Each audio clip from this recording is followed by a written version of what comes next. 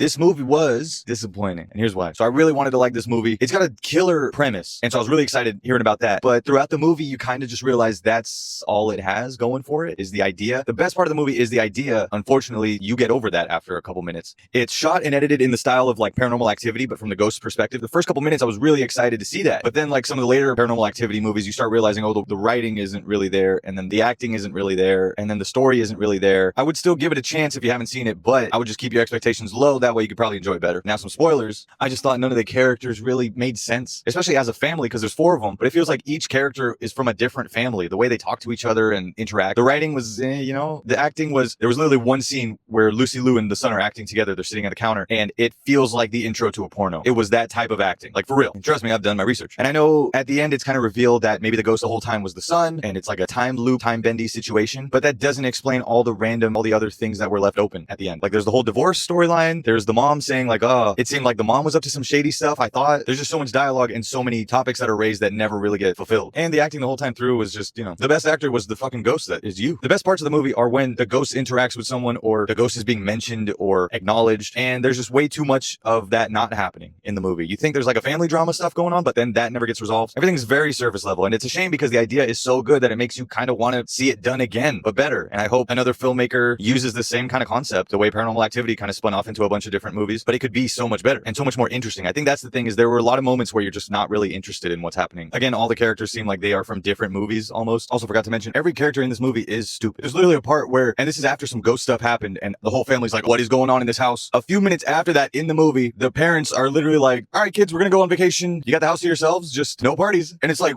what about you guys know about the ghost now? No one's freaking out or anything. Like, I don't know. Anyways, the best acting was literally the last scene with Lucy Liu when she screams in the mirror. That was like actually terrifying. The shrill of her voice and everything. Other than that, there was not really a lot of emotion in any of the other scenes. Like the parents are getting divorced. Yeah, you get it. But then like there's absolutely no sense that those two ever worked with each other as a couple. Oh yeah. And the weird guy, the bad kid, obviously at the end, his acting was so weird. It was like almost cringe. It was cringy actually. I mean, it might supposed to be, but he was like stupid evil. You know what I mean? Like to me, the best type of evil in a movie is smart evil, when the bad guy is knowingly manipulative. This one, he was manipulative, but it's like, come on, it was so obvious. Like if you're sitting with someone and they're just like, it's bedtime for Danny, you'd be like, okay, dude, we're not hanging out anymore. And the brother should be smart enough to know stuff like that or see that coming. Even at the end, when he jumps through the window with the dude, it's like, he couldn't have just beat him up in the room. Like, I don't know. It seemed like a lot of stuff was forced just for the sake of, okay, we got to end this movie or we got to figure out a way to make it clever. But none of it really felt real, so it didn't resonate. I'd say give it a try if you're a fan of horror movies, but casual moviegoers, I think you might get bored in the middle. And if you've already seen the movie and you love it, please tell me what you loved about it, because I would love to hear and see a new perspective. Unfortunately, I did not have that perspective for this movie. But just enjoy whatever. I don't know. Go watch it. Don't watch it. Do whatever you want.